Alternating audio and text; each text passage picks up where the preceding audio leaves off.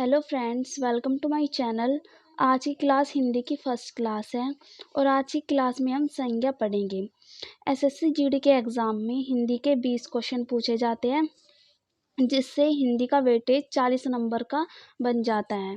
तो आज हम फर्स्ट टॉपिक संज्ञा पढ़ेंगे। तो सबसे पहले हम संज्ञा की परिभाषा देखते हैं। संज्ञा होती क्या है? संज्ञा की परिभाषा: किसी व्यक्ति, वस्तु, स्थान या भाव के नाम को संज्ञा कहते हैं।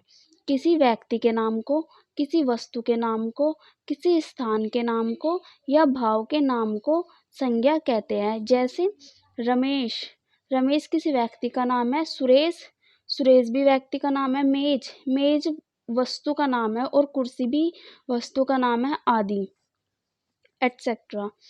एंड अब देखिए संज्ञा के भेद। अब हम पढ़ेंगे संज्ञा के भेद। संज्ञा के भेद मेनली जो संज्ञा के भेद होते हैं, मूल भेद। संज्ञा के 2 मूल भेद होते हैं।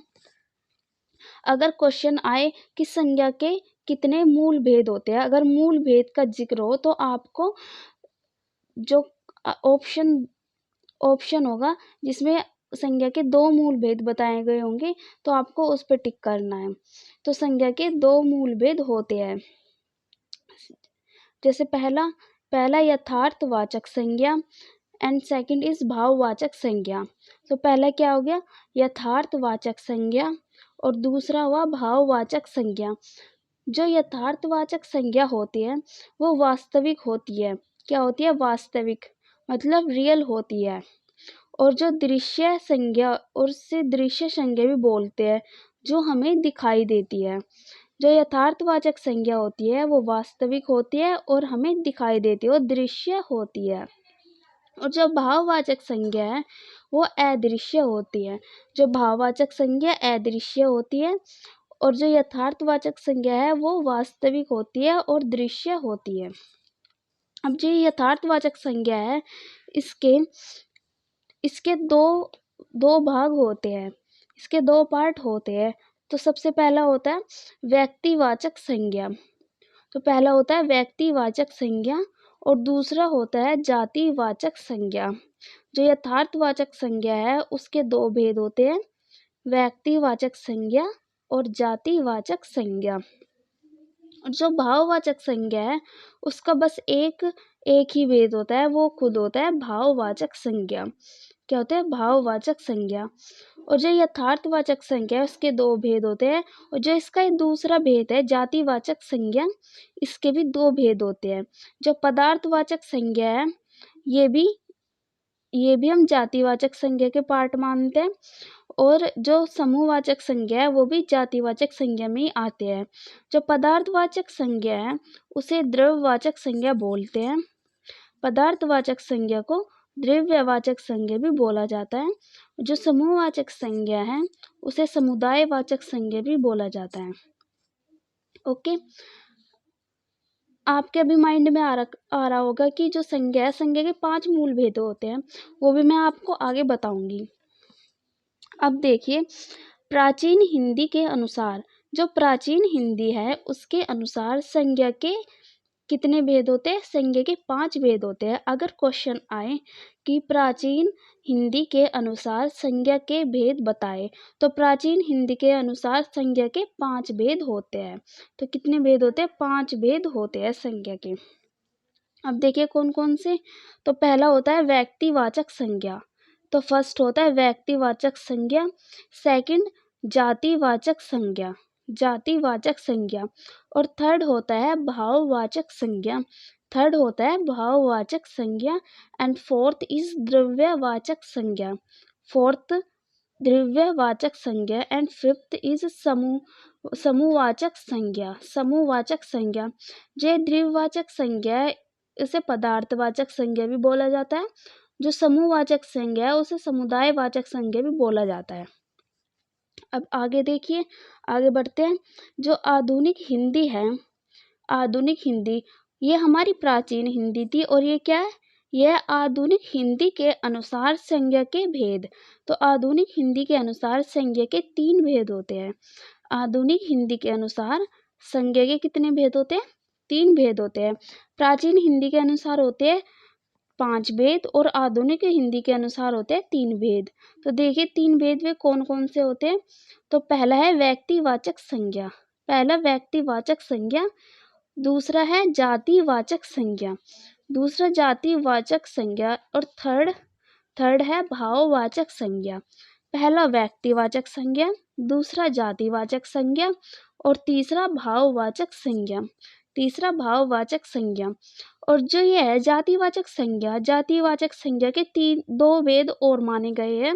जो द्रव्यवाचक संज्ञा है आधुनिक हिंदी के अनुसार, जो द्रव्यवाचक संज्ञा है और जो समूहवाचक संज्ञा है वो जातिवाचक संज्ञा का ही पार्ट है, वो जातिवाचक संज्ञा का ही भाग है आधुनिक हिंदी के अनुसार।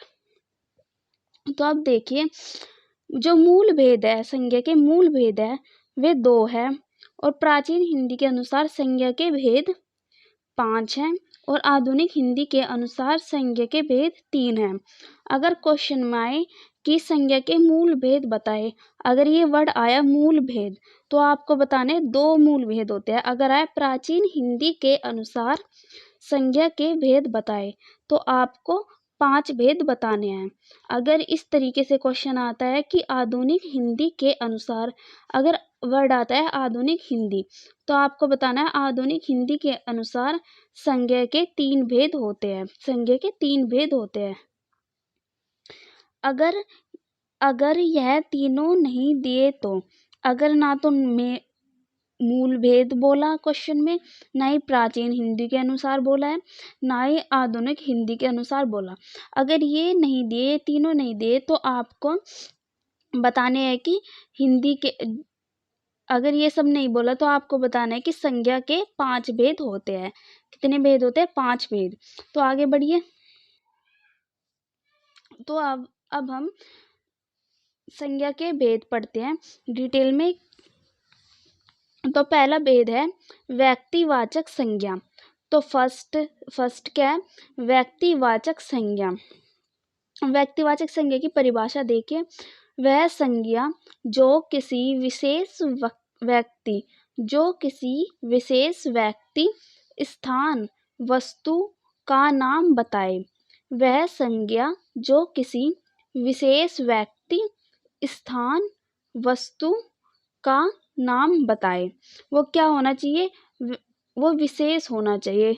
जो भी व्यक्ति है, जो स्थान है, जो वस्तु है, उसका नाम बताए, और वे वस्तुएं, वे स्थान और वे व्यक्ति क्या होना चाहिए? विशेष होना चाहिए।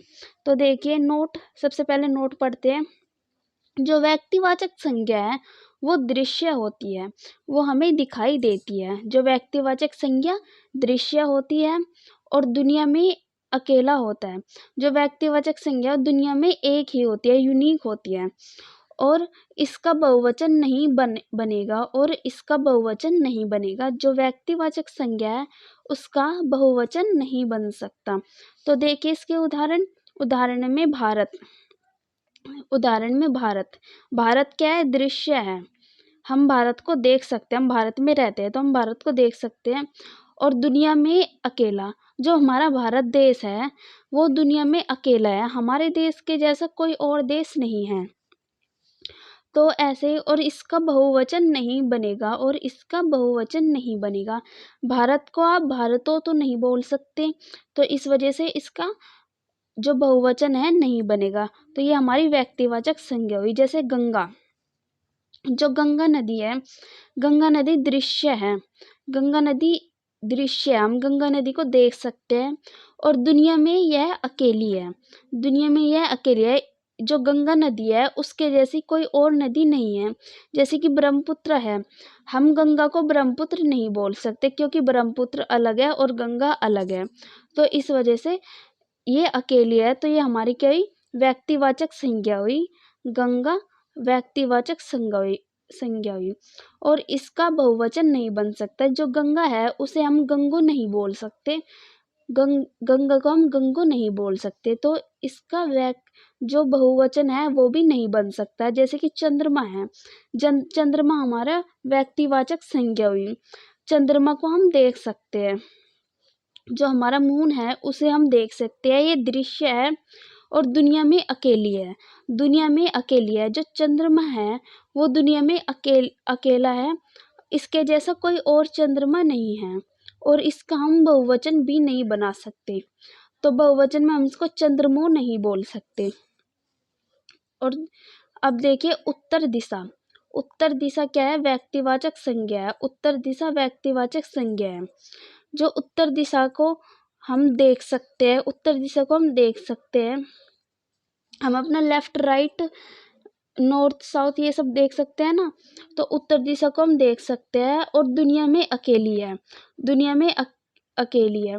तो उत्तर दिशा, जो उत्तर दिशा है वो अकेली है। उसे हम उसके जैसी साउथ दिशा तो है नहीं, उसकी जैसी दक्षिण दिशा नहीं है, तो ये भी अकेले और उसका बहुवचन नहीं बन सकता। उत्तर दिशा को हम उत्तरो दिशा नहीं बोल सकते और आदि। अब देखिए, तो सेकंड टाइप है जातिवाचक संज्ञा। तो दूसरा भाग क्या है संज्ञा का? जातिवाचक संज्ञा। जो जातिवाचक संज्ञा है, अब उसकी डेफिनेशन देखते हैं। जातिवाचक संज्ञा है वह संज्ञा जो किसी जाति या उपजाति का बोध कराती है। वह संज्ञा जो किसी जाति या उपजाति का बोध कराती है। तो देखिए नोट पढ़ते हैं सबसे पहले। नोट में यह दृश्य है। जो जातिवाचक संज्ञा है यह दृश्य होगी, हमें दिखाई देगी, जिसके जैसे और हो, जिसके जैसे और हो। और जैसे कि व्यक्तिवाचक संज्ञा थी उसमें उसके जैसा और नहीं था। और जो जातिवाचक संज्ञा है उसमें बोला गया उसके जैसे और हो। और आगे देखिए, आगे बहुवचन बनाया जा सकता है। बहुवचन बनाया जा सकता है। जो जातिवाचक संज्ञा है उसका बहुवचन बनाया जा सकता है। अब उदाहरण देखते हैं। लड़का, उदाहरण में लड़का। जो लड़का है, लड़के को हम देख सकते हैं और एक लड़के के जैसे दूसरा लड़का भी होता है। एक लड़के के जैसे दूसरा लड़का भी होता है। तो जैसे लड़का हुआ, दृश्य है, इसके जैसे और भी है और इसका बहुवचन भी बनाया जा सकता है। जैसे कि लड़का को का बहुवचन लड़कों हो जाता है, लड़के हो जाता है, ये सब। अब देखिए लड़की। लड़की भी हमारी जातिवाचक संज्ञा में आती है। ये दृश्य भी होती है, जिसके जैसे और हो। एक लड़की की जैसी दूसरी लड़की भी होती है और इसका बहुवचन भी बनाया जा सकता है। जैसे लड़की का लड़कियां बन जाएगा गाय। अब देखिए गाय, एक गाय के जैसी दूसरी और भी बहुत सारी गाय हो सकती है और ये दृश्य भी होती है और इसके जैसे और भी होती है और इसके बहुवचन भी बनाए जा सकता है। ऐसे ही कुर्सियां हो जाएगी, पहाड़ हो जाएंगे, कुत्ता, अध्यापक, जानवर, मछली और प्राकृतिक आपदाएं। जो प्राकृतिक आपदाएं है वो भी जातिवाचक संज्ञा में आती है। प्राकृतिक आपदाएं भी जातिवाचक संज्ञा में आती है। नेक्स्ट भाग देखते हैं। तो नेक्स्ट टाइप है इसका भाववाचक संज्ञा। नेक्स्ट टाइप भाववाचक संज्ञा है। तो भाववाचक संज्ञा की सबसे पहले परिभाषा देखते हैं। वह संज्ञा जो किसी भाव को प्रदर्शित करेगी, जो किसी भाव को प्रदर्शित करेगी, उसे क्या बोलते हैं? भाववाचक संज्ञा। तो भाववाचक संज्ञा किसे प्रदर्शित करती है? किसी भाव को प्रदर्शित करती है। तो देखिए सबसे पहले नोट पढ़ते हैं। यह अदृश्य होती है। जो भाववाचक संज्ञा है वो अदृश्य होती है, हम उसे देख नहीं सकते और बहुवचन नहीं होगा। जो भाववाचक संज्ञा है उसका बहुवचन नहीं होगा, अगर होगा तो जातिवाचक होगा। अगर हम भाववाचक संज्ञा का बहुवचन बना भी देते हैं तो वह क्या होती है? वह जातिवाचक संज्ञा बन जाती है। अब देखिए यह एक वचन ही होगी। वैसे बेसिकली वह एक वचन ही होगी। अगर हम उसका बहुवचन भी बना देंगे तो वह क्या बन जाएगी? वह जातिवाचक संज्ञा बन जाएगी। अब ये नोट, आप ये एक ट्रिक है जिससे हम पहचान सकते हैं कि कौन सा शब्द भाववाचक संज्ञा है या फिर नहीं है। तो देखिए जिसको प्लेट में नहीं परोस सके, जिसको प्लेट में नहीं परोस सके, जैसे कि दुख है। उदाहरण में देखिए दुख। जो दुख है उसे हम प्लेट में नहीं परोस सकते। जैसे कि हम देखते हैं दुख को हम प्लेट में नहीं परोस सकते। कैसे नहीं परोस सकते?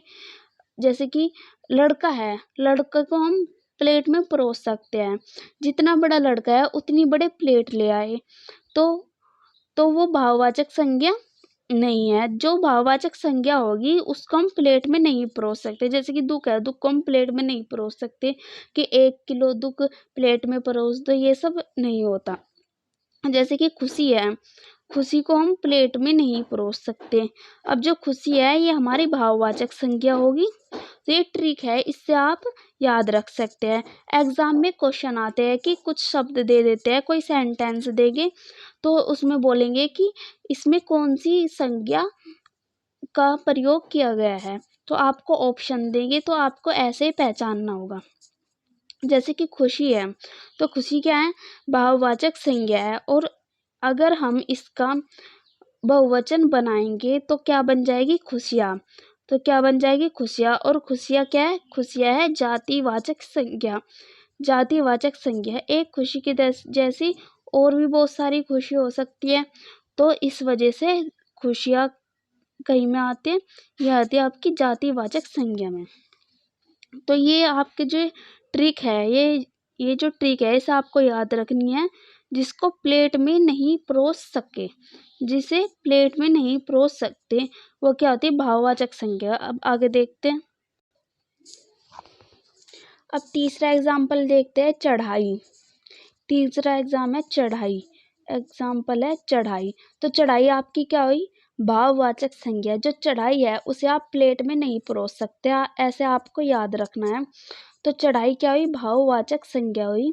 और इसका अगर हम बहुवचन बनाएंगे तो क्या बनेगा? चढ़ाइया। तो उसका बहुवचन बनेगा चढ़ाइया, जो होती है जातिवाचक संज्ञा। एक चढ़ाई की जैसी दूसरी चढ़ाई भी हो सकती है, तो वो जो चढ़ाइया है वो होगी जातिवाचक संज्ञा। चढ़ाइया क्या होगी? जातिवाचक संज्ञा। अब देखें कुछ उदाहरण है भाववाचक संज्ञा के। जो अच्छा, फर्स्ट देखिए अच्छाई। तो अच्छाई है, अच्छाई दृश्य नहीं होती। अच्छाई क्या है? भाववाचक संज्ञा है। और हमने अभी पढ़ा था जो भाववाचक संज्ञा है वो अदृश्य होती है। हम किसी इंसान की अच्छाई नहीं देख सकते। हम किसी इंसान को अच्छे कर्म करते हुए देख सकते हैं, पर उसकी अच्छाई हमें दिखाई नहीं देती। और जो अच्छाई है हम उसको प्लेट में नहीं परोस सकते। तो इस ट्रिक से आपको याद रखनी है कि प्लेट में जो परोसा नहीं जा सकता वो क्या होती है? भाववाचक संज्ञा। और सेकंड देखिए ईमानदारी। ईमानदारी, हमें कोई इंसान ईमानदारी करता हुआ दिखाई देता है, पर हमें उसकी ईमानदारी दिखाई नहीं देती, तो वो क्या है? अदृश्य होती है। तो ईमानदारी अदृश्य होती है, तो ये भाववाचक संज्ञा है। और ईमानदारी को हम प्लेट में नहीं परोस सकते, ऐसे भी आप याद रख सकते हैं। आप देखिए बेईमानी। बेईमानी भी भाववाचक संज्ञा है, क्योंकि ये भाव है। ये भाव है। अब देखिए प्रेम। जो प्रेम है वो भी अदृश्य होता है, क्योंकि यह भाव है। ये भाव है, ये भाववाचक संज्ञा है। जो क्रोध है, हम इंसान को क्रोध करता हुआ देख सकते हैं, पर हम क्रोध को नहीं देख सकते। क्रोध क्या होता है? अदृश्य होता है। हमें इंसान क्रोध करता हुआ दिखाई देता है, ना कि उसका क्रोध। तो क्रोध क्या हुआ? अदृश्य हुआ, और इसको भी हम प्लेट में नहीं परोस सकते। तो ये हमारी भाववाचक संज्ञा हुई। ऐसे ही भूख हमारी भाववाचक संज्ञा हुई, प्यास भी भाववाचक संज्ञा हुई।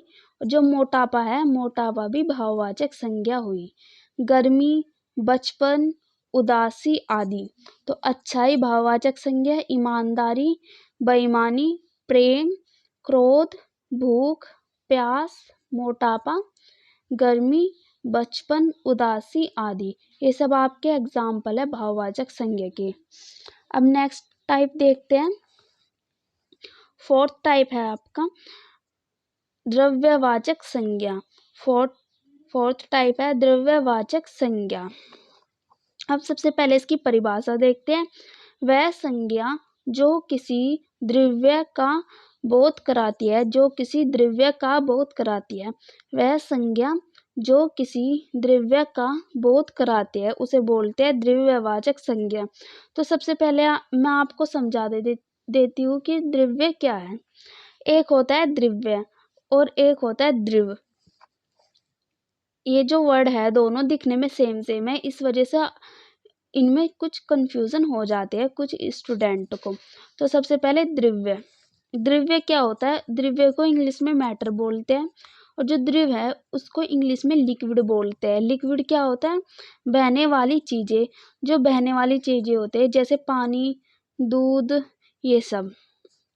मैटर क्या होती है? मैटर की 5 अवस्था होती है, 5 स्टेट होती है मैटर की। कौन कौन सी? एक तो ठोस, दूसरी द्रव। जो द्रव है ये इसका ही पार्ट है द्रव्य का, द्रव। एंड थर्ड इज गैस और चौथी है प्लाज्मा। एंड फिफ्थ है Bose Einstein condensate. Bose Einstein condensate जो ये हमारी लास्ट वाली स्टेट है मैटर की, इसका नाम जो सुभाष चंद्र बोस है उसके नाम पर और आइंस्टीन के नाम पर रखा गया है। अब देखिए इसके उदाहरण देखते हैं द्रव्यवाचक संज्ञा के। जैसे सोना, गोल्ड। गोल्ड क्या है? द्रव है। तो ये हमें गोल्ड किसका बोध करा रही है? द्रव। द्रव्य कौन सा? ठोस है ये। जैसे तांबा होगा, तांबा भी आपका द्रव्य है। चांदी भी आपका द्रव्य है। चीनी, जो चीनी है, चीनी भी आपकी सॉलिड है। तो आपकी क्या है? मैटर हुई, मतलब द्रव्य हुई। दूध, दूध क्या है? लिक्विड है। ये बहने वाली चीज है दूध, तो ये आपकी द्रव्य हुई। तो किसका बोध करा रही है? ये आपके द्रव्य का बोध करा रही है। जैसे दही, चाय, तेल, पानी, पेट्रोल, डीजल, चावल आदि। तो इसके उदाहरण देखें दोबारा से। सोना, चांदी, तांबा, चीनी, दूध, दही, चाय, तेल, पानी, पेट्रोल, डीजल, चावल आदि। अब इसका नोट देखिए क्या है? जिनकी गिनती नहीं होती, जिनकी गिनती नहीं होती। जो द्रव्यवाचक संज्ञा है उनकी गिनती नहीं होती, ये अनकाउंटेबल होते हैं, जिनकी गिनती नहीं होती। ये आपको ध्यान रखने हैं। अब फिफ्थ एंड लास्ट टाइप देखिए इसका क्या होता है। तो इसका 5वां भाग है समूहवाचक संज्ञा, जिसे समुदायवाचक संज्ञा भी बोलते हैं। तो इसकी परिभाषा देखते हैं। वह संज्ञा जिनकी गिनती संभव हो, वह संज्ञा जिनकी गिनती संभव हो और वह एक समूह को दर्शाती हो, वह एक समूह को दर्शाती हो। तो दोबारा से देखिए इसकी परिभाषा। वह संज्ञा जिनकी गिनती संभव हो और वह एक समूह को दर्शाती हो, जिनकी हम गिनती भी कर सकते हो और वह एक समूह को दर्शाती हो। तो जैसे इसके उदाहरण देखिए। जैसे सेना होती है, सेना एक समूह को दर्शाती है और सेना में जितने सैनिक होते हैं हम उनकी गिनती कर सकते हैं। और ऐसे ही कक्षा हुई। कक्षा एक समूह को दर्शाती है, विद्यार्थियों के समूह को दर्शाती है। जैसे परिवार हुआ, परिवार में जितने सदस्य हम उनकी गिनती कर सकते हैं और ये सदस्य के समूह को दर्शाती है। जैसे कि गिरोह हुआ, भीड़, संगठन, पुलिस हुई। जो पुलिस है, पुलिस भी एक समूहवाचक संज्ञा है। अब देखिए गुच्छा, जो गुच्छा है ये भी आपकी समूहवाचक संज्ञा है। पुंज भी आपका समूहवाचक संज्ञा है। टीम भी आपकी समूहवाचक संज्ञा है आदि। ये आपको समझ में आ गया होगा समूहवाचक संज्ञा। एंड नेक्स्ट देखते हैं जो भाववाचक संज्ञा है उसका निर्माण। भाववाचक संज्ञा का निर्माण किन किन तरीकों से हो सकता है? भाववाचक संज्ञा मैंने आपको बताई थी जो अदृश्य होती है, जो हमें किसी भाव का बोध कराती है और इसे प्लेट में परोसा नहीं जा सकता, ये इसकी ट्रिक है। तो भाववाचक संज्ञा का निर्माण 5 तरीकों से होता है। भाववाचक संज्ञा का निर्माण 5 तरीकों से होता है। तो पहला है विशेषण। तो फर्स्ट विशेषण मैं आपको आगे पढ़ाऊंगी। अभी मैं थोड़ा सा बता देती हूँ कि जो विशेषण होता है वह विशेष्य की विशेषता बताता है। विशेषण विशेष्य की विशेषता बताता है। अब ये विशेष्य क्या होता है? सर्वनाम या संज्ञा को हम विशेष्य बोलते हैं। जैसे कि अमित एक अच्छा लड़का है। जैसे कि अमित एक अच्छा लड़का है। अमित क्या हुई? आपकी संज्ञा हुई। कौन सी संज्ञा? व्यक्तिवाचक संज्ञा। जो अच्छा वर्ड है, अच्छा शब्द है, अच्छा शब्द आपका विशेषण। अच्छा हुआ विशेषण, क्योंकि यह विशेष्य की विशेषता बता रहा है। तो विशेष्य आपका हुआ अमित, तो ये अमित की विशेषता बता रहा है, तो यह विशेषण। तो हम इसका अब देखिए इसका प्रयोग, इसका निर्माण कैसे करेंगे। जैसे कि अच्छा शब्द है, अमित एक अच्छा लड़का है, तो अच्छा शब्द है। अच्छा एक रूट वर्ड है, सो इससे कौन सा शब्द बन सकता है? तो इससे आपका अच्छाई बन सकता है। और अच्छाई आपकी क्या है? मैंने यहाँ भी आपको बताया था।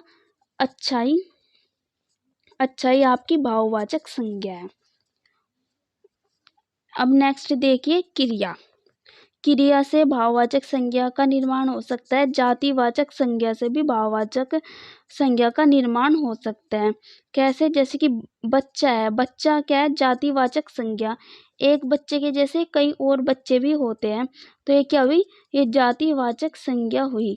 अब इसका निर्माण जो बच्चा रूट वर्ड है, इससे और क्या शब्द बन सकता है? बचपन। इससे शब्द बन सकता है बचपन। और मैंने आपको बताया था बचपन क्या है? एक भाववाचक संज्ञा है। हम किसी के बचपन को प्लेट में नहीं परोस सकते, तो ये क्या हुआ? ये भाववाचक संज्ञा है। और फोर्थ है सर्वनाम। फोर्थ हुआ सर्वनाम। सर्वनाम भी मैं आपको आगे पढ़ाऊंगी। एंड फिफ्थ इज अव्यय। फिफ्थ इज अव्यय। तो भाववाचक संज्ञा का निर्माण 5 तरीकों से हो सकता है। तो पहला है विशेषण, दूसरा क्रिया, तीसरा जातिवाचक संज्ञा, एंड फोर्थ इज सर्वनाम, and last and fifth is अव्यय। अव्यय। अगर क्वेश्चन आता है कि भाववाचक संज्ञा का निर्माण कितने तरीकों से हो सकता है, तो 5 तरीकों से होता है। तो आप ये याद रखने, 5 के 5 तरीकों आपको याद रखने हैं। Thank you so much. आज आपका जो संज्ञा टॉपिक है वो कंप्लीट हुआ। नेक्स्ट क्लास में मैं संज्ञा के जो क्वेश्चन है, जिस तरीके से एग्जाम में क्वेश्चन पूछे जाते हैं, उसकी वीडियो मैं बनाऊंगी। And thank you so much. Like, comment and subscribe my channel. और आपका जो भी डाउट है आप कमेंट्स में पूछ सकते हैं। Thank you so much.